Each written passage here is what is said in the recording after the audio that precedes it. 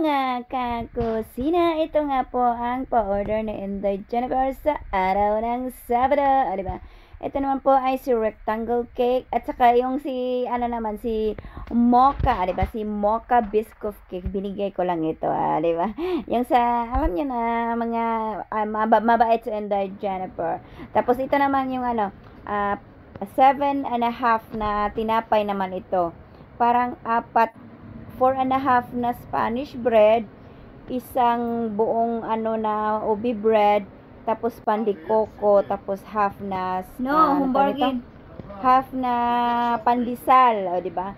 Pero mga half-half kasi ito, kaya yung buo-buo lang ang pinagano ni Inday Jennifer. Pero nagulat si Inday Jennifer kasi nga yung nag-order, tawag ito, parang customer ko na. Pero yung nag-pick up kasi iba, di ba?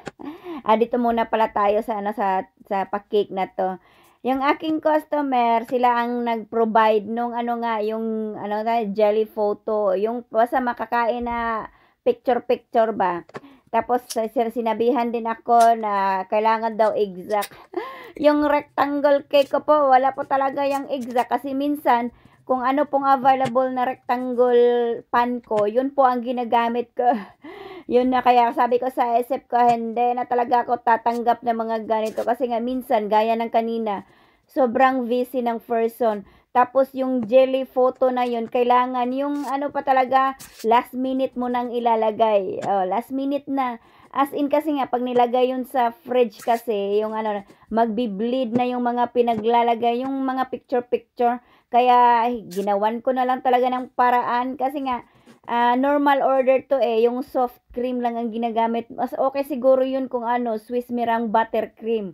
Kakapit na kapit yun, matagal yun kaya dito wala soft cream ginamit, kaya naglagay si Inday Jennifer ng pakram sa ibabaw para lang hindi yung moisture nun. Kasi nga napagtanto ko ko sana sa fondant.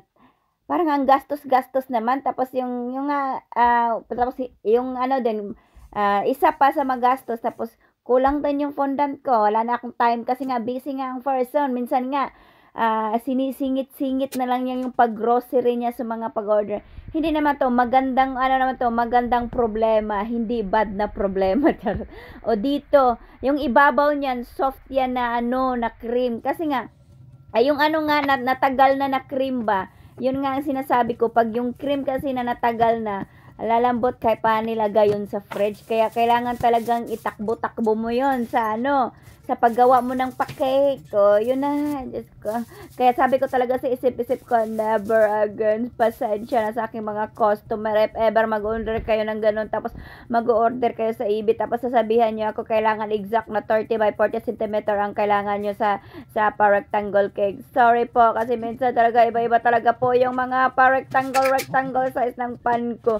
Yun lang nagkataon, yun ang nakita kong available ba, kasi nga sira na yung ibang rectangle pan ko, may mga dust, ano ba yun? Yung rusty pala, dust tuloy, rusty. Tapos ito na nga, kilala ko yung nag-order ng kasi nga early pick up kasi to, 'di ba? Pag early pick up may 3 minimum nga na tinapay. Hindi lang tinapay, order pala. Yung whole order, hindi talaga yung kasama yung half-half. Whole order na 3, tapos early pick up. Yun nga, pag pick up sa aking customer, alam niyo na, wag na natin i-mention yung pag anong oras. Sabi kasi 8 AM. Tapos yun na nga, pag pick up, nagulat ko, akala ko, ang hinihintay ko yung customer ko na nag-order kasi kaya, thank you naman yun. Hindi naman yun gulat in masama way. Gulat in a good way. Charot! Gulat in a good way. May ganun pala. Yes, may ganun. Si Inday Jennifer ang nagsabi. Yun na nga, ibang lahi ang nag-pick up. Diyos ko.